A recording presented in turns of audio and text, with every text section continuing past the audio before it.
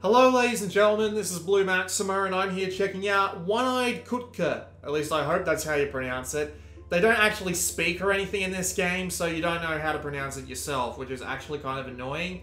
Although I'm pretty sure I've heard the word Kutkh pronounced before somewhere else. So, yeah, that's kind of a thing. So before we go hopping into the game, we're going to go up into the settings menu. We're actually going to stay in the settings menu because you can actually skip to certain parts of the game here.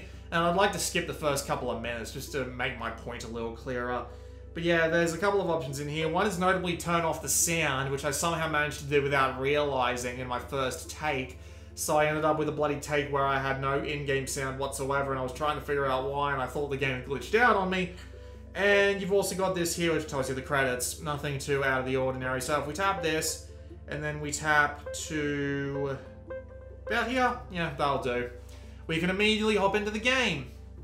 Yeah, because the game's actually like 35 minutes long. No, I'm not actually joking.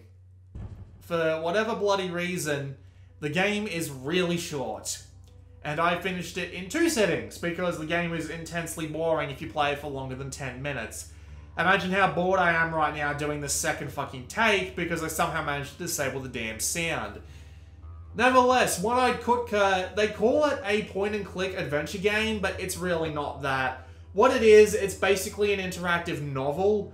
The majority of the actions you'll have are go left, go right, and do an action on something. You can use the touchscreen to do anything to do with the controls. You can also use physical buttons to a point.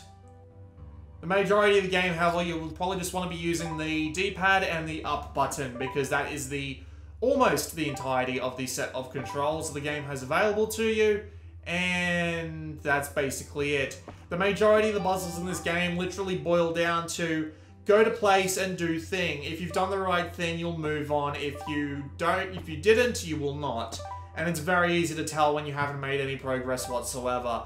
Thankfully, the goals are all really fucking obvious, because this guy has this sort of thought bubble that pops up every now and again that tells him what he needs to do, and that's pretty much it. You just go between place to place and do things.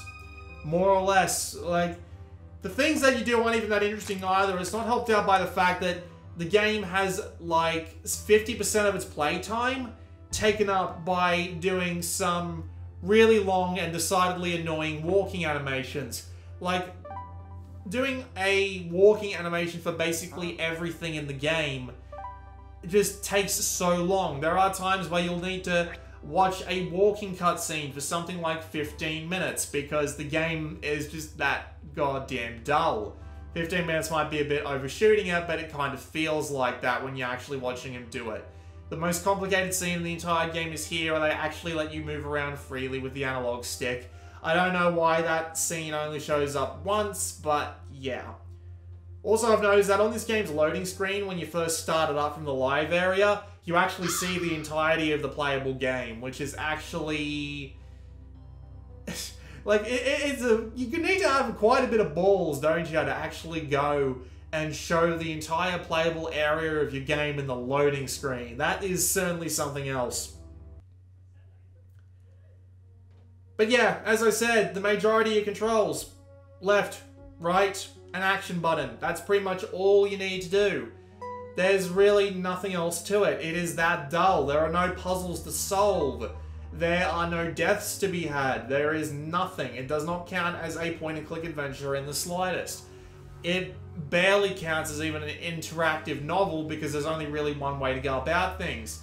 There is hints there might be an alternate ending, but frankly, with the rest of the game the way it is, I really cannot be bothered to figure out if they are actually alternate endings or if they're just color swaps in terms of endings, where only 1 or 2 things are different and they make no difference whatsoever. There is a story in this game, but it's really, really basic. You're literally just this alien trying to get his ship working again so he can leave. There is a couple of tiny, neat little things here and there, but nothing that really makes this game worth putting in the playtime for it. The graphical style is actually okay. By the looks of it, it's from the same people who did It's Spring Again, especially when you come across the humanoids later on in the game. But other than that, it's just The rest of the game is so boring that this graphical style really can't help it out. It just spends way too much time dilly-dallying and doesn't do that much interesting at all. The sound is okay too, I suppose. It's got this neat little soundtrack where it fits the theme, and I'm willing to give it points for that, but at the same time, could not care less because the rest of the game is so unbelievably dull. Like, for example, this whole section right here. You can walk left and right. Look how long it takes him to walk to the left. Then we have to do it again, because there's no point going in the ship yet.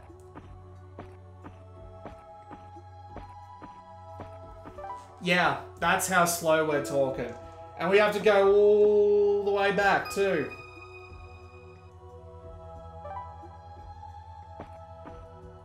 Yep. And now we have to go to the right.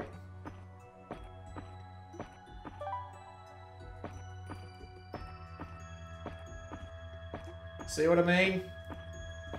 We aren't going to stand here playing the entire game. I'm not going to do the entire thing in one shot because, as I said, this game bores you to tears and I really cannot be bothered to actually go through it any more than I need to.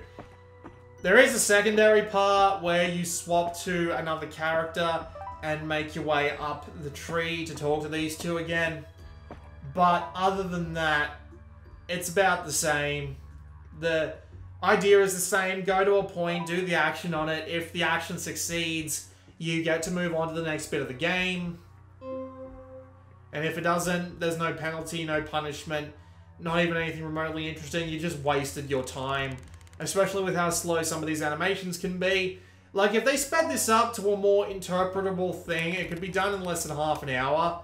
But they didn't want to do that, because games that are doable in less than half an hour I probably won't get through on the Steam refunds. Unfortunately, we're on PlayStation, and PlayStation doesn't give you a refund if you finish the game within the first 2 hours. Honestly, I wish they did. Some of these games are horrendous. I mean, I didn't actually pay for this. This is review code, but yeah, I don't feel like... If I'd paid for this, I would have felt ripped off, if you want me to be honest.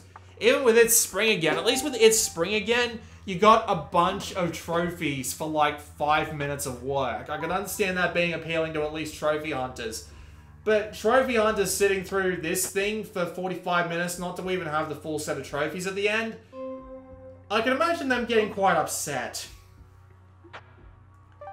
I feel bad for trophy hunters. The amount of crap they must have to play to get that little special number up a little bit more on their profile must be enormous. Must be absolutely enormous. This is why I don't like trophies, just because when you have to play crappy games like this and you don't finish them, they stick around on your profile forever. And it gives you that little niggling itch to go back and do it. And I hate that little niggling itch because I know it's a psychological trick meant to get you to go back and continue playing the game. Not to mention the whole psychological itch of staying on and keeping your trophy score because, you know, if you swap to like the Xbox for whatever reason, you can't keep your trophies. And of course, Microsoft aren't too bad about this either. Mainly, aren't I should say innocent about this either because they came up with the whole system in the first place with achievements. Sony was just following along.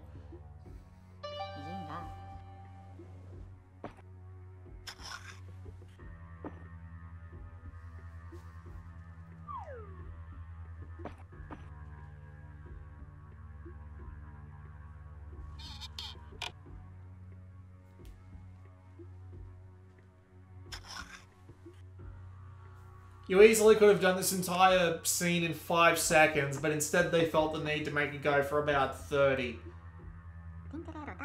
Because they have to lengthen the game out somehow. You know, I'd be less insulted by it if it was just a 5-minute thing like It's Spring Again. Because at least that game had the idea of punctuality down.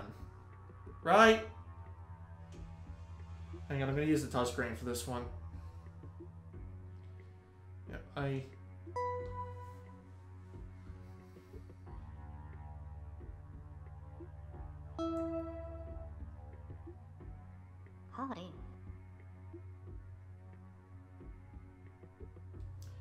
Trying to tap it and it won't let me. There we go.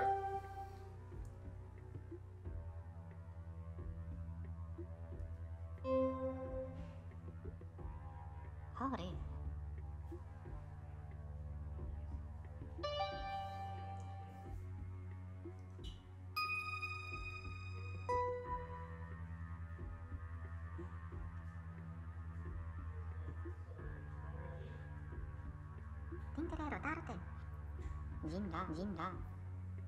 Yeah, you know what? I'm done. I don't care.